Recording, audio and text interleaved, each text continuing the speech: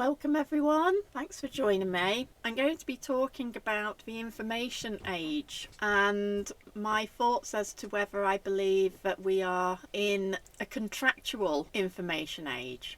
And we'll go over contract law and the way that I'm reading it from this perspective. But what I've noticed over the last few years, several years at least, is the offer of information through the mainstream media and the acceptance of that information by the viewer and the listener and their act upon receiving that information. And so we'll look into contract law a little bit.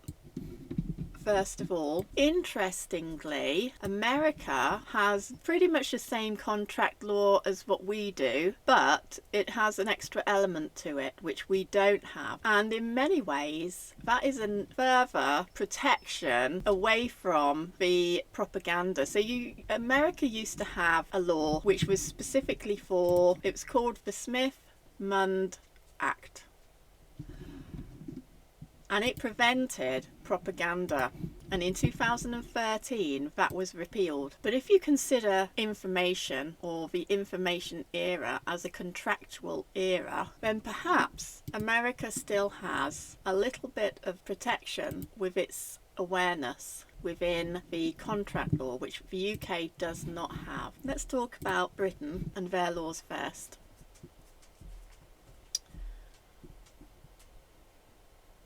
In the UK, a contract can be made through writing, verbally, or by conduct or acts of a party. And that's really, really important, because if you think about what's going on, verbally we are receiving information from the television sets. And if people accept that information, accept it to be true, then their conduct and their acts change and are situated around what this information is on the basis that they accept it to be true. There are 5 elements of a contract in Britain. That's the offer, which I would argue is the offer of information, the acceptance, and that would be the acceptance that that information is true, consideration, capacity, and intention to create legal relations. And that last one might be something that people say to me, well, there you go, there's no intention to create legal relations between the offerer and the acceptor. So the offer is a promise to enter into a contract on certain terms. So therefore, the information, providing information on the basis that society, peer pressure, will ensure that people perform in a certain way. This is how I'm looking at it. And I do tend to look at law in a quirky way because I do think that it's important to bring about new arguments and to test the legal system. I don't think that we should just comply with it without thinking and challenging it. The offer requires some act that gives another person to create a contractual relationship between the parties. So their act is to provide the information. Then the other person has the power of acceptance. There they are to accept that information to be true. An offer must be specific, complete, capable of acceptance and intention to bound. So it's specific information that the news has offered the person. It may be untrue, but it's complete, and it is capable of acceptance and intention to bound, because the person may or may not act on it, especially they will act if there is a societal peer pressure. Acceptance of an offer forms the agreement, the contract between the parties. Failure to adhere to the terms agreed upon can lead to legal consequences, including a breach of contract. So if you think about that, the people who fail to adhere to, masks or injections, they have failed, they have breached the contract. Because if you think about news today, it is assumed by the news providers that most people will believe it and accept it as the truth. The offer must remain open. One cannot accept an offer which is different to the original. So if you've changed it slightly, it's a counter offer. Now imagine if the offerer of the information keeps changing it. Perhaps there's 90% efficacy in an injection. Then they say, oh no, it's 92%. But as long as the acceptor accepts it, then the new contract has begun from that new information, the changed information. It must be unequivocal. This means that there cannot be doubt that the offer has been accepted. So if they act by getting injections, that's an unequivocal, right? Unconditional. The acceptance cannot be subject to a further condition being satisfied. Well, this is where the wording plays a massive part, because they may say, well, you only need one injection, it's 95% efficacy. And then they'll say, oh no, you need 2 injections. So there is a breach of contract there, because people did go and get these injections on the basis that they only needed 1. And that's the information by the media. And I do believe that we are in an information age, and it's all contractual because the people are accepting it. Must be communicated to the offerer, and that can of course could be known by conduct of the parties. So they may go out and get an injection, or whatever it is that they are accepting and agreeing to. And comply with the conditions of acceptance in the offer. An offer can be accepted through any way of acceptance: vocal, written, or conduct. It does not have to be communicated in a certain way unless stated so in the offer. So there you go. Then you also have consideration within the legal structure of a contract. Consideration is another component of the contract. Consideration is a form of payment or other benefit, and both parties must give consideration to form a legally binding contract. The only way a contract without consideration will be enforced is if it's made by deed. Consideration is a promise or a promise not to act. There you go. That would be your anti-injectors breaching that contract made by the media, right? Need not be adequate, but must be sufficient. So there needs to be, for example, a contract could agree to sell a Bentley car for £1, although the value £1 seems far too small. The courts will not take this into account.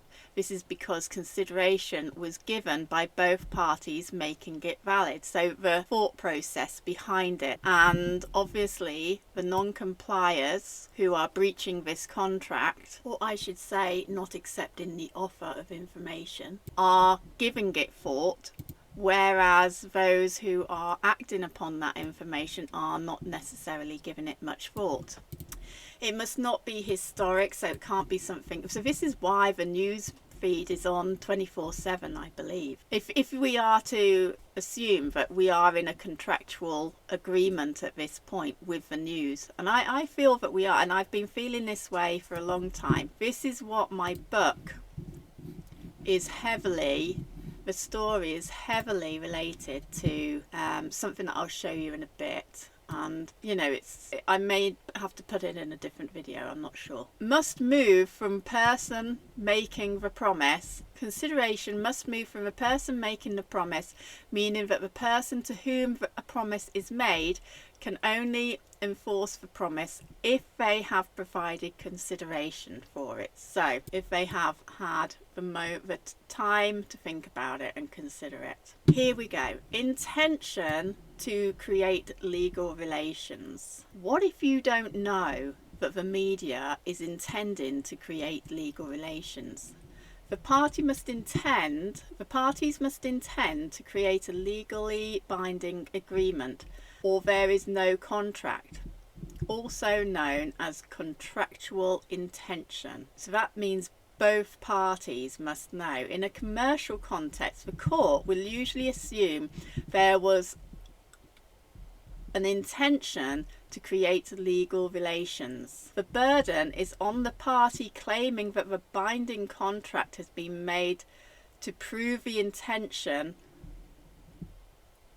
to create legal relations. Now obviously that's not going to happen with the media, because if the media is working on a contractual basis of consent, which I think that they are, then they don't need, no one's going to go into the courts and say to them, they've provided this information, and nobody's going to go into court and say the media has provided this information and I got into a contract with them by acting upon that information and therefore we are in a contract. Because although their intention is to get us to act on that information, they're not going to admit it. They do admit it, they do say it on their TV shows, I've seen clips of it, but they're not going to say it in court. And then you would have to prove it. But anyway, later on, as this progresses with our society, this information era, then it might be something to consider. Capacity, that they should not be intoxicated, they should not be minors, they should not be mentally disabled, and other. This does not include individuals who fail to understand the document for no legitimate reason. For example, someone cannot claim they did not have the capacity to sign a contract simply because they didn't understand a word used within the document. And maybe this is where the American law comes in, of awareness, and also with intention to create legal relations. There must be an awareness that you are.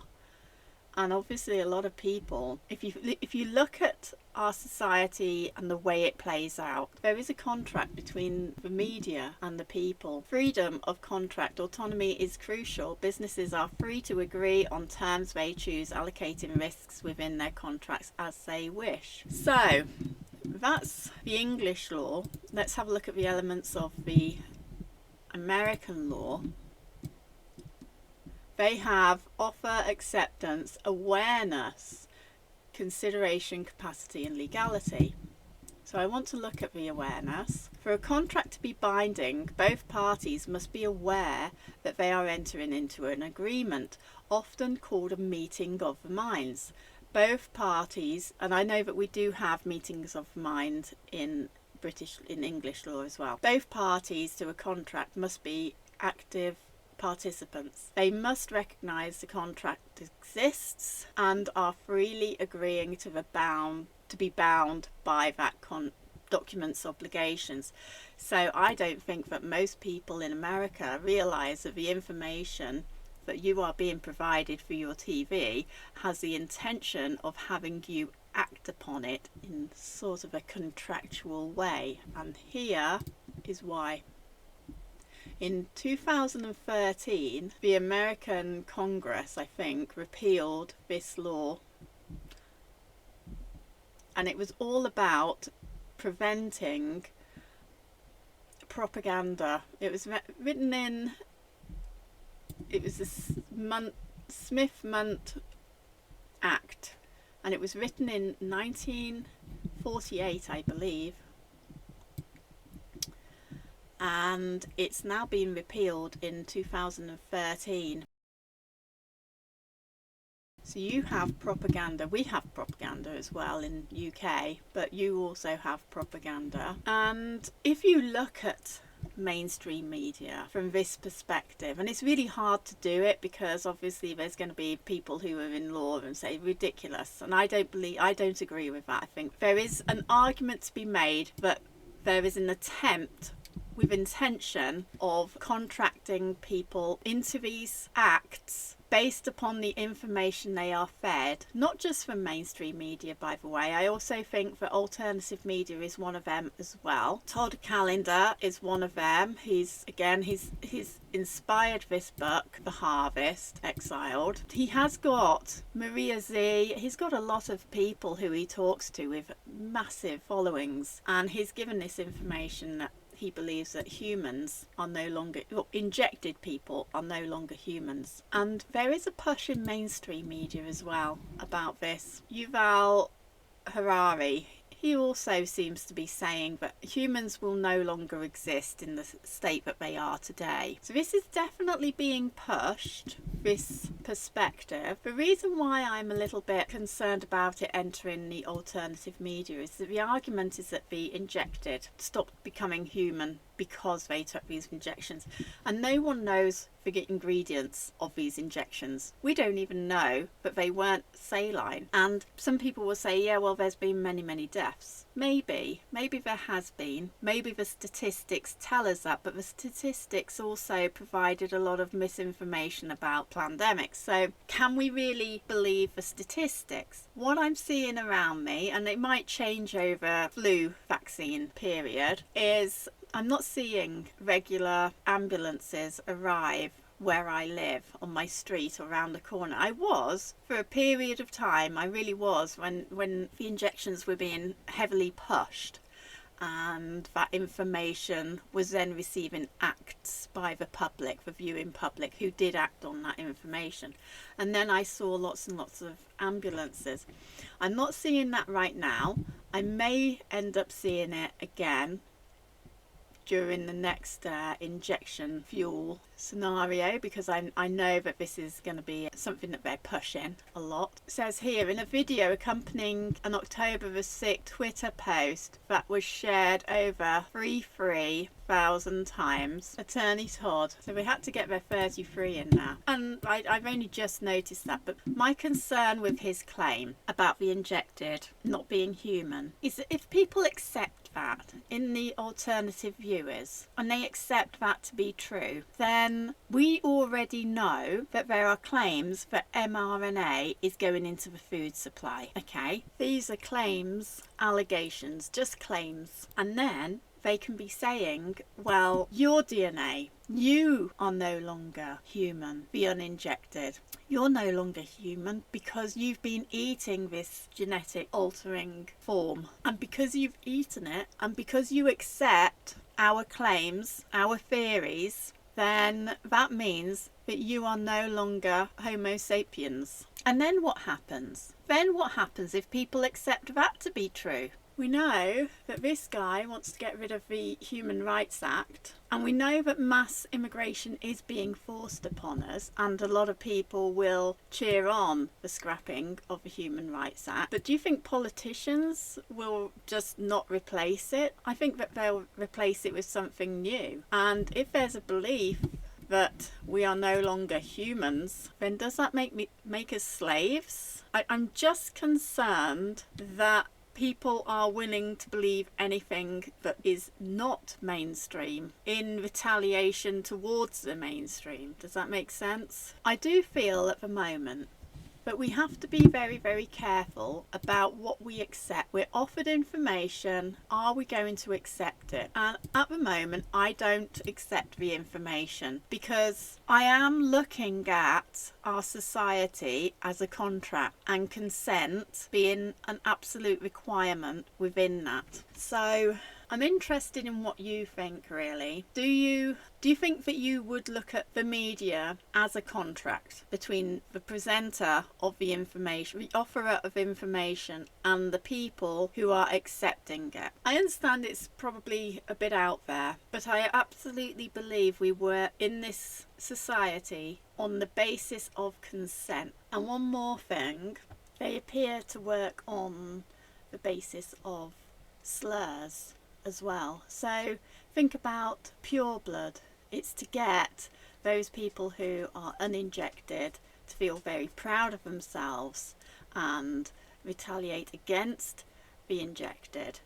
But for what cause? And finally, it's not just the information that they offer us. We are now offering them information by downloading apps, by using emails and having our information accessible to them. And so as we offer them our information, they will act on that too, and they are pushing products for us based on our interests. I really do feel that this information age is completely contractual. So let me know what you think about that. I'd love to know. Do you think I sound mad?